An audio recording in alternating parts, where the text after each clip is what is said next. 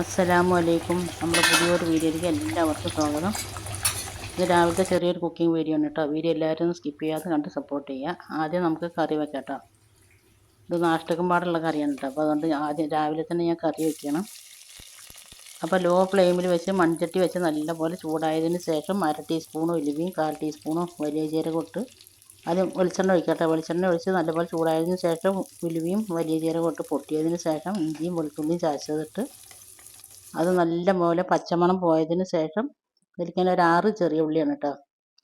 ഒരുപാട് ഉള്ളി വേണ്ടതിലേക്ക് 6 ചെറിയ ഉള്ളി എടുത്ത് നല്ലപോലെ കനല്ലാണ്ട് അരിഞ്ഞിട്ടുണ്ട് കേട്ടോ. നല്ല ടേസ്റ്റിൽ വെക്കുന്ന നല്ലൊരു അടിപൊളി കറിയാണ്. വീഡിയോ ഒന്നും എല്ലാവരും സ്കിപ്പ് ചെയ്യാതെ കണ്ട് സപ്പോർട്ട് ചെയ്യുക. പിന്നെ ഉള്ളി അവിടെ വഴലണ സമയം കൊണ്ട് നമുക്ക് ഇതിലേക്കുള്ള തേങ്ങ അരച്ചെടുക്കാം കേട്ടോ. അപ്പോൾ തേങ്ങയും വലിയ ജീരകവും ചെറിയ ഉള്ളിയും പാടെ ഇട്ടിട്ടാണ് അരപ്പുണ്ടാക്കുന്നത് കേട്ടോ. ഉള്ളി നല്ലപോലെ ഒന്ന് വഴന്നതിന് ശേഷം പിന്നെ ഞാൻ അതിലേക്ക് ഉപ്പ് ഇടുന്നുണ്ട് കേട്ടോ. കറിക്ക് ആവശ്യമായിട്ടുള്ള ഉപ്പിട്ട് നല്ലപോലെ ഒന്ന് വഴറ്റുക കേട്ടോ.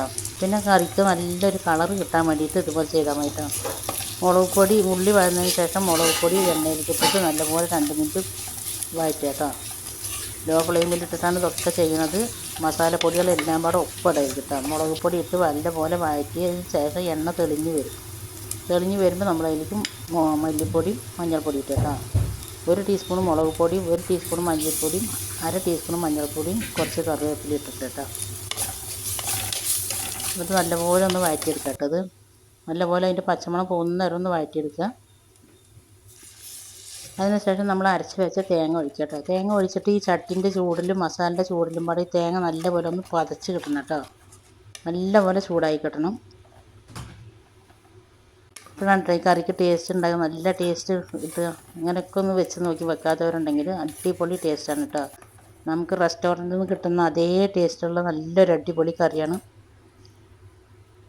പിന്നെ അതിലേക്ക് ഞാൻ ഒരു നാരങ്ങ വലിപ്പത്തിലുള്ള പുളിയെടുത്ത് നല്ലപോലെ കുതിർത്തിയതിന് ശേഷം പിഴിഞ്ഞിട്ട് അതിൽ അരിച്ച് ചേർത്താണ് കേട്ടോ. അതിൽ കരടൊന്നും ഇല്ലാണ്ടിരിക്കാൻ വേണ്ടിയിട്ട്.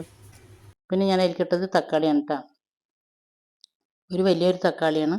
പിന്നെ അതിലേക്ക് 2 പച്ചമുളക് ഇട്ടിട്ടുണ്ട് കേട്ടോ. പിന്നെ അതിലേക്ക് കുറച്ച് കറിവേപ്പില ഇട്ടിട്ടുണ്ട്. നല്ലപോലെ ഇളക്കിയതിന് ശേഷം നമ്മൾ മൂടി വെച്ചിട്ട് തിളപ്പിക്കുക കേട്ടോ. കറി നല്ലപോലെ തിളച്ച് വന്നിട്ടുണ്ട്. ഇപ്പോൾ ഇനി ഞാനിതിലേക്ക് മീനിടുന്നുണ്ട് കേട്ടോ. മീനിൻ്റെ ഒരുപാടൊന്നും ഇടുന്നില്ല. തലയും വാലും വാലിൻ്റെ അവിടുത്തെ ചെറിയ തുണ്ടുകൾ അങ്ങനെയൊക്കെ ഇടുന്നുള്ളൂ കേട്ടോ. ഇത് റൂഹ് മൃഗാല എന്നൊക്കെ പറയില്ല, മലമ്പുഴ മീനാണ് ഇട്ടത്. നല്ല അടിപൊളി ടേസ്റ്റാണ് ഇതുപോലെ കറി വെച്ചിട്ടുണ്ടെങ്കിൽ. തലയൊക്കെ ഇവിടെ എല്ലാവർക്കും ഇഷ്ടമാണ് കേട്ടോ. തലയൊന്നും ഞാൻ ഒരു മിനിറ്റും കളയില്ല. പിന്നെ അത് നല്ലപോലെ തിളച്ചതിന് ശേഷം നമുക്കത് ഓഫാക്കി വെക്കാം കേട്ടോ.